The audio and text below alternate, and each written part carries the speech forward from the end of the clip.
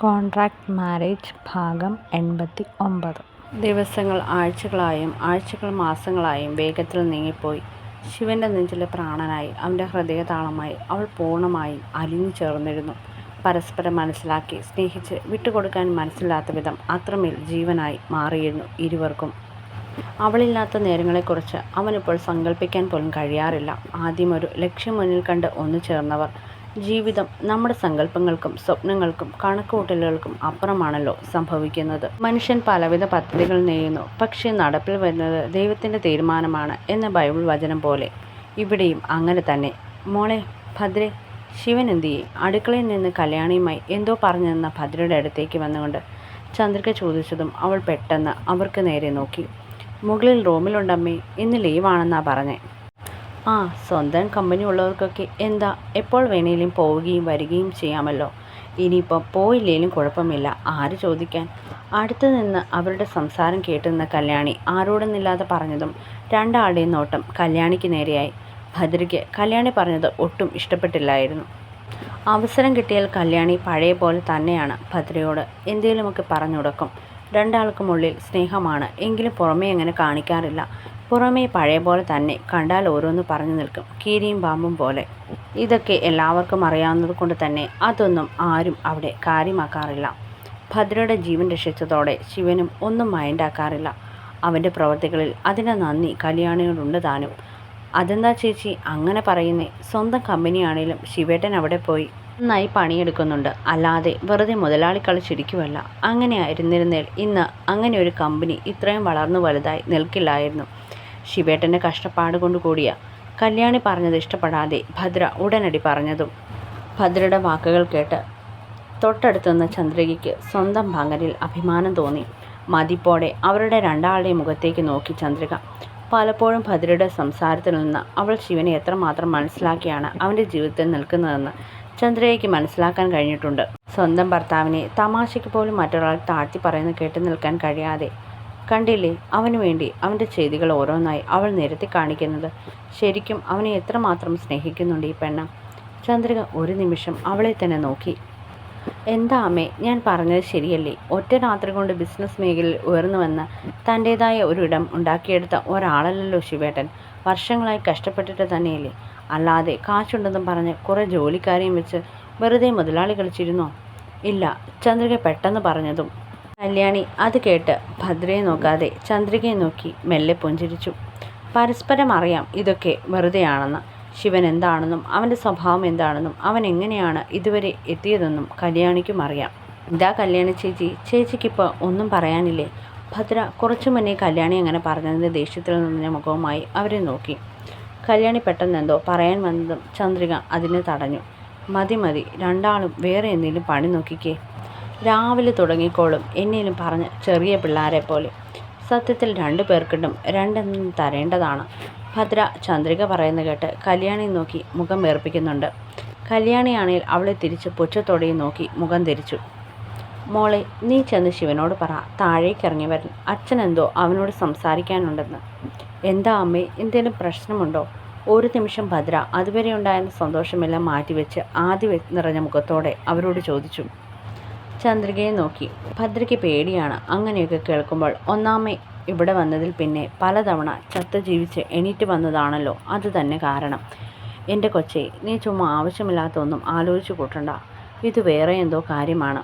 ചിലപ്പോൾ ഈ വർഷത്തെ കണക്ക് കാര്യങ്ങളും ചർച്ച ചെയ്യാനായിരിക്കും. ഇതിനു മുന്നേയെല്ലാം ശിവനെ അച്ഛൻ വിളിച്ചു വരുത്തും അത്തരം കാര്യങ്ങൾ ചെയ്യാൻ. അവനോടുകൂടി പറയാതെ അങ്ങനെയുള്ള കാര്യങ്ങളിൽ പുള്ളി ഒന്നും ചെയ്യാറില്ല. അവളൊന്ന് മോളി. മോളെന്നാൽ പോയി വിളിച്ചിട്ട് വാ. ഉറങ്ങുവാണേൽ വേണ്ട, അല്ലെങ്കിൽ അച്ഛൻ വിളിക്കുന്നുണ്ട് വരാൻ പറ. ചന്ദ്രിക അവളുടെ കവളിൽ പിടിച്ച് പറഞ്ഞതും ഭദ്രമെല്ലെ പുഞ്ചിരിച്ചുകൊണ്ട് അടുക്കളയിൽ നിന്ന് പുറത്തേക്കിറങ്ങി ഇടതുവശത്തേക്ക് നീങ്ങി. ശിവേട്ട. എഴുന്നേറ്റ് മുഖം പോലും കഴുകാതെ തിരക്കിട്ട് ലാപ്പിൽ എന്തോ ചെയ്തുകൊണ്ടിരിക്കുന്നവൻ്റെ അടുത്തേക്ക് ചെന്നവൾ അവൻ്റെ തോളിൽ കൈവച്ച് പതിയെ വിളിച്ചു. 5 മിനിറ്റ്, ഇതൊരു അത്യാവശ്യ മെയിലാണ്, ഇന്നലെ അയക്കേണ്ടത്, ഞാനത് വിട്ടുപോയി. തൻ്റെ ജോലി നിർത്താതെ തന്നെ ലാപ്പിൽ നോക്കിക്കൊണ്ട് ഭദ്രയോട് പറഞ്ഞതും അവൾ മെല്ലെ അവനരികിലായ ബെഡിലേക്കിരുന്നു. അതെ, മറന്നു കാണും. പലപ്പോഴും ഇപ്പോൾ ഇങ്ങനെ പലതും മറക്കുന്നുണ്ട്. അവനോട് ചേർന്നിരുന്നുകൊണ്ട് മനസ്സിൽ സ്വയം പറയുമ്പോൾ അവളുടെ മനസ്സിൽ ഉറക്കം കെടുത്തി അവൻ തന്നിലേക്ക് പെയ്തിറങ്ങുന്ന പേമാരിയാണ് അവൾക്ക് ഓർമ്മ വന്നത്. അവളുടെ ചുണ്ടിലൊരു പുഞ്ചിരിയുണ്ട്. അവനെ മെല്ലെ തല ചെരിച്ചു നോക്കി. ഇതൊന്നും അറിയാതെ ശിവൻ മേലയക്കുന്ന ശ്രദ്ധയിലാണ്. ചെറുതായി വളർന്നു തുടങ്ങിയ അവൻ്റെ താടിരോമങ്ങളിലേക്ക് അവളുടെ കണ്ണുകൾ പ്രണയത്തോടെ പതിഞ്ഞു. എന്തൊക്കെയോ ഓർമ്മകൾ അവളുടെ മനസ്സിലേക്ക് ഇരച്ചു വന്നതും ഭദ്ര മെല്ലെ തലയൊന്നു കുടഞ്ഞു. എന്താ ഇങ്ങനെ നോക്കുന്നേ? സ്വന്തം കിട്ടിയവൻ തന്നെയല്ലേ? ശിവൻ്റെ ശബ്ദം കേട്ട് ഞെട്ടലോടെ അവൾ അവൻ്റെ മുഖത്തേക്ക് നോക്കി. ഇല്ല, അവൻ ഇപ്പോഴും ലാപ്പിൽ തന്നെയാണ്. പിന്നെ എങ്ങനെ താൻ നോക്കുന്നത് കണ്ടു? അതൊക്കെ കണ്ടു. ഇതെങ്ങനെ ശിവേട്ടൻ? ഇപ്പോഴും അവൻ തന്നെ നോക്കുന്നില്ല. ലാപ്പിൽ തന്നെയാണ് ശ്രദ്ധ.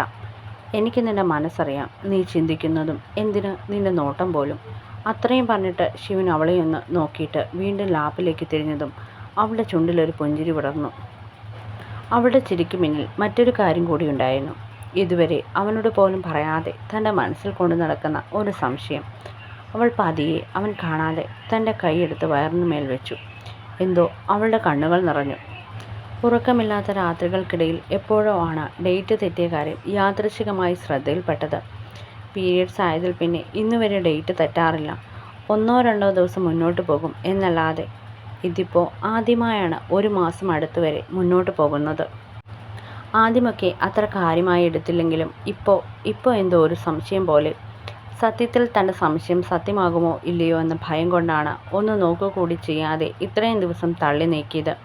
മനസ്സിലെന്തോ പേടിയാണ്. അറിയാം, അന്നത്തെ ആക്സിഡൻറ്റിന് ശേഷം എന്തൊക്കെയോ കുറവുകൾ ഉള്ളതുപോലെ. ശിവേട്ടൻ ഈ നിമിഷം വരെ ഒന്നും ചോദിച്ചിട്ടില്ല. ഒരു കുഞ്ഞു വേണമെന്ന് ആഗ്രഹിക്കുമ്പോഴും രണ്ടാളുടെയും ഉള്ളിലുണ്ട് ചില മുറപ്പാടുകൾ. അതിൻ്റെ പേടിയിൽ ഒരുപാട് പ്രതീക്ഷകൾ ഇല്ലാതെയാണ് ഈ ഒരു കാര്യത്തിൽ മുന്നോട്ട് പോയത്. അളവറ്റ് ആഗ്രഹിക്കുമ്പോഴും ഓരോ ദിവസവും ഇപ്പോൾ ഉണരുന്നത് തന്നിൽ ചുമപ്പ് പടരലെന്ന പ്രാർത്ഥനയോടെയാണ്. പക്ഷെ 2 ദിവസമായി ആകെ ഒരു വല്ലായ്മ പോലെ. കഴിക്കാനൊന്നും അത്ര താല്പര്യമില്ല. ചിലപ്പോൾ തോന്നും ഇതൊക്കെ ഞാനങ്ങനെ കരുതിയിരിക്കുന്നത് കൊണ്ട് വെറുതെ തോന്നുന്നതാണെന്ന്. ഒന്നും തൻ്റെ തോന്നലല്ലെന്നുറപ്പിക്കാൻ ഇടയ്ക്കൊക്കെ തലകറക്കം പോലെയൊക്കെ. എന്തായാലും ഇനിയും ഇത് നീട്ടിക്കൊണ്ട് പോകുന്നത് ശരിയല്ല. തൻ്റെ ശ്രദ്ധക്കുറവ് കൊണ്ട് തന്നെയുള്ളിൽ കൊടുത്ത ജീവന് ഒന്നും പറ്റിക്കൂടാ. ശിവേട്ടാ. പറ. അമ്മ പറഞ്ഞു അച്ഛന് ശിവേട്ടനോടെന്തോ സംസാരിക്കാനുണ്ടെന്ന്. തിരക്കില്ലെങ്കിൽ താഴേക്ക് വിളിച്ചു ചെല്ലാൻ. ഇതിപ്പോൾ കഴിയും, എന്നിട്ട് പോകാം. അത് കഴിഞ്ഞ് നമുക്ക് പുറത്തൊന്ന് പോയാലോ? അതിനെന്താ? ഇത് ഞാൻ നിന്നോട് അങ്ങോട്ട് പറയാനിരിക്കുമായിരുന്നു. പുറത്ത് പോയിട്ട് നിനക്ക് നല്ല ക്ഷീണമുണ്ട്. ഉള്ളിൽ പനി എന്തെങ്കിലും ഉണ്ടോ? അതോ നൈറ്റ് ഉറക്കം കുറഞ്ഞതിൻ്റെ ആണോ? അവസാനം പറഞ്ഞത് കേട്ട് രണ്ടാളുടെയും മുഖത്തൊരു കള്ളച്ചിരിയാണ്. അവളുടെ കയ്യിൽ മെല്ലെ തട്ടിയതും പൊട്ടി വന്ന ചിരി കടിച്ചു പിടിച്ചവൾ അവൻ്റെ കയ്യിൽ പതിയെ പിച്ചുവിട്ട് എഴുന്നേറ്റ്. ഞാൻ താഴേക്ക് പോകുക. നിൽക്ക്, ഞാനും വരാം. അവൻ പറഞ്ഞെങ്കിലും അവൾ പെട്ടെന്ന് റൂം വിട്ട് പുറത്തേക്ക് ഇറങ്ങിപ്പോയി. അവൻ്റെ അടുത്ത് കൂടുതൽ നേരം ഇരുന്നാൽ ഒരു പക്ഷേ മനസ്സിലുള്ളത് അവനോട് പറഞ്ഞു പോകും.